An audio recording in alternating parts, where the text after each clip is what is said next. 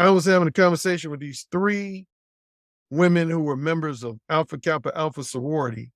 And we got to talking about just dating and relationships in general. And then at one point they said, Ellen, can we pick your brain over something? I said, sure.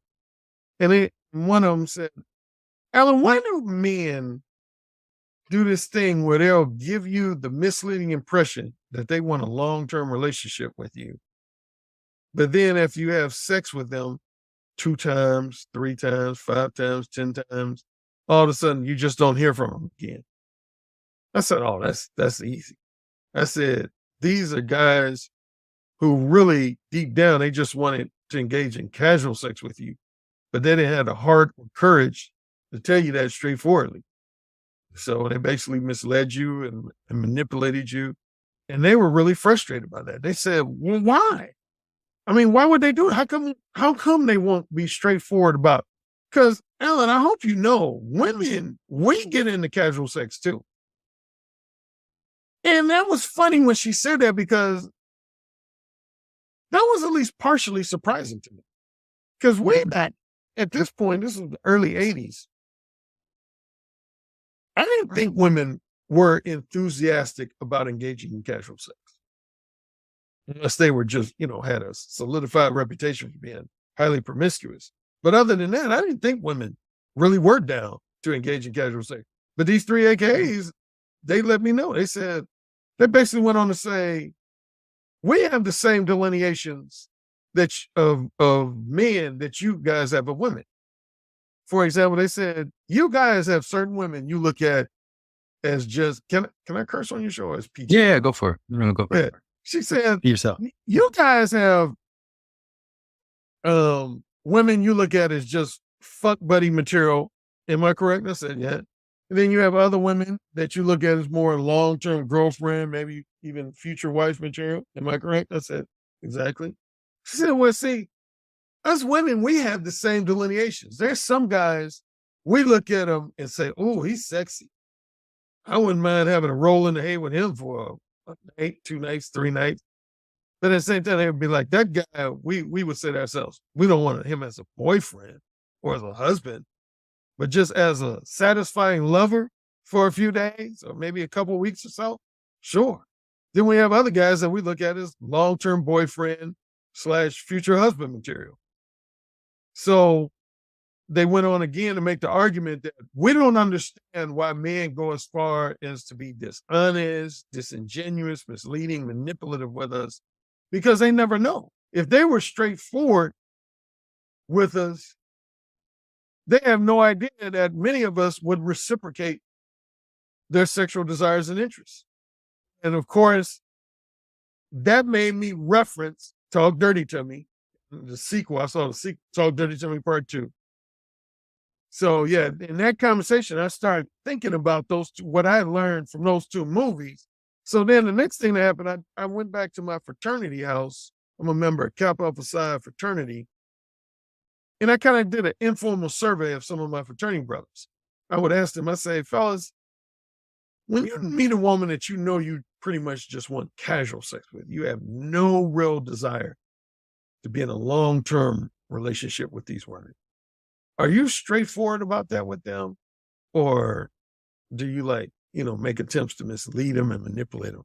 And they all were like, come on, Ellen, you can't be straightforward with, you can't just go up to a woman and be like, hey, Tanya, I have no interest in being your boyfriend. I just want to fuck you for the next 2 weeks.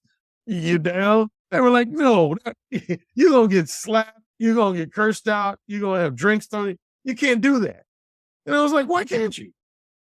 And they treated me like I was just goofy. They were like, Ellen, what have you been drinking, dude? You can, I swear to God, you should not go up to a woman and straightforwardly let her know in the very first conversation, all you want from her is just a few episodes of casual sex.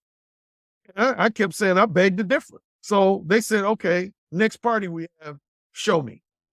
Let's see this straightforward style you got that you claim will work and be effective. We want to see this because we're going to be standing a few feet away laughing at you. And long story short, I proved them all wrong. And I'm all like, whoa. They started nicknaming it the Jedi mind trick. They said, oh man, Alan, they would tell other friends, but they say, hey man, Alan got this Jedi mind trick, man, where he goes up to women and he says really like bold, straightforward, sexually explicit stuff to them. And at first they have somewhat of a negative reaction, but then he uses his personality to just charm them. And next thing you know, they're like smiling and giggling and giving him their phone number. Man, this dude is on to something. So can you just walk us through like what they would have seen at one of those parties when you were first iterating you didn't have a name for it at the time probably, but when you were first iterating this concept? Yeah, a couple of examples, like say at the cover party was I went up to a woman. I went up to one of the women I approached that night. And I said, you looking good in that outfit. And she said, thank you. I said, you know what? We need to get together sometime next week or two. And she said, why? I said, because I want to fuck you. And she went, what? Excuse me? And I said, you're excused. She said, I don't believe you just said that. I said, yes, you do. You believe I said it. I said, you're a sexy woman. I can tell by the way you look at me that you're attracted to me. We need to get together and fuck.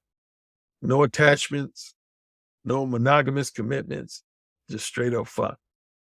And the woman was like, wow, wow, wow. I never knew you were like this.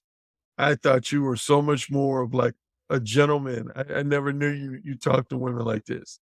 I said, we all got different sides to our personality. I said, so are you telling me you're not interested? If you're not interested, I'll walk away and leave you alone.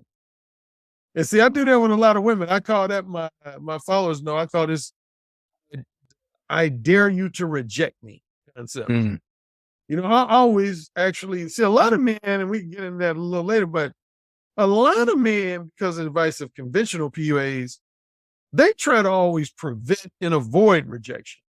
Whereas I would run up to it head on.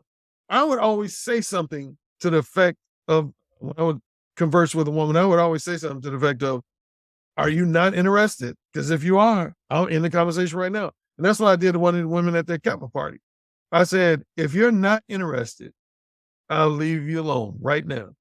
And she didn't end the conversation. She just kind of looked at me and she said, so you want to fuck me? Huh? I said, I very much want to fuck you. Then I moved in closer and I started talking in her left ear.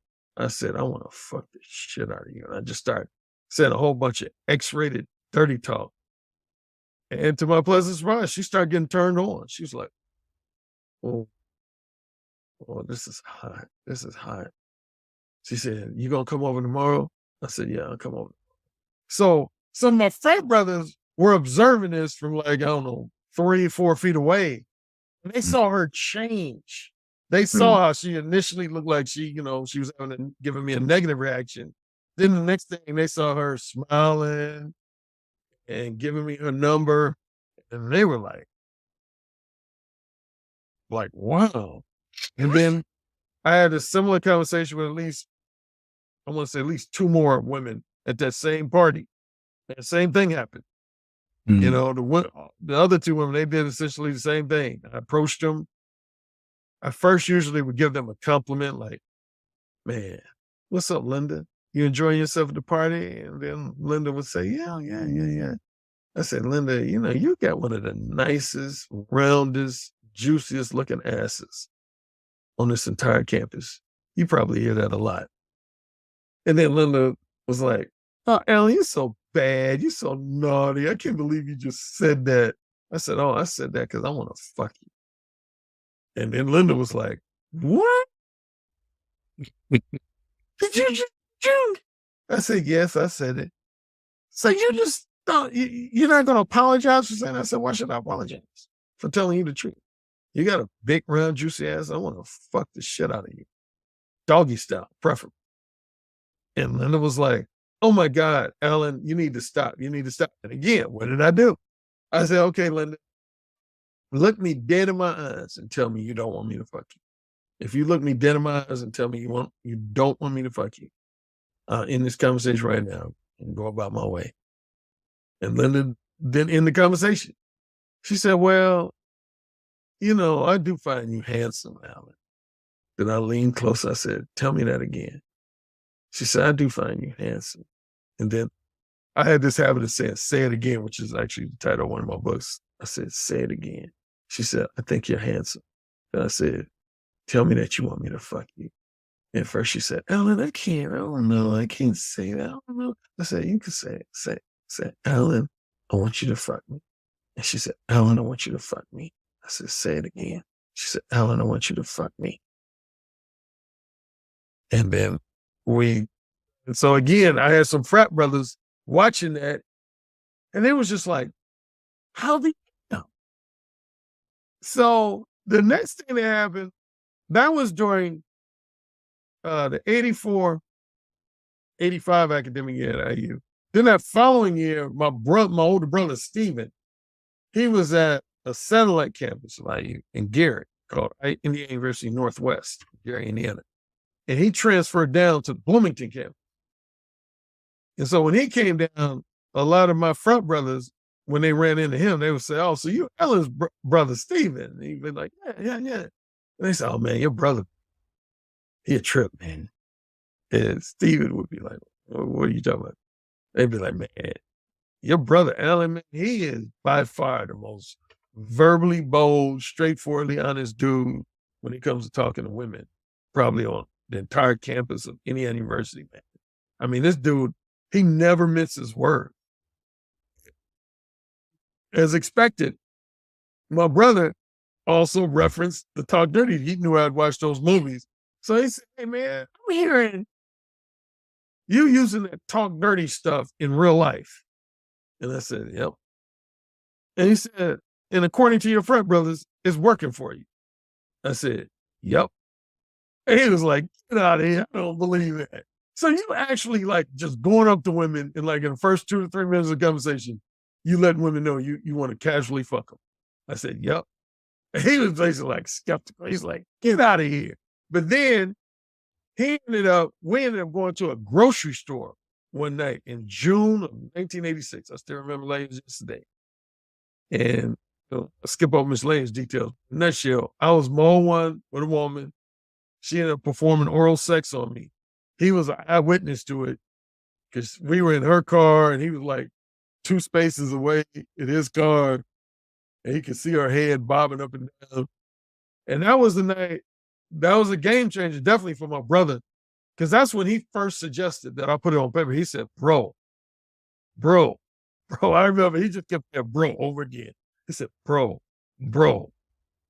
if you're getting results like this from this talk dirty method, he said, oh man, you gotta put this on paper. You gotta put this on paper, man. This is like phenomenal, man. And I kind of was playing it down. I was like, I don't know about putting it on paper. He's like, no, seriously, man. I think you can help some guys, particularly guys that are maybe shy and introverted and just don't have the same level of courage that you do. He said, man, I think you can help guys like that, man. I mean, that's like amazing that works in real life. If you like that video, you're going to love the next one. Click this thumbnail right here, and I'll see you over there.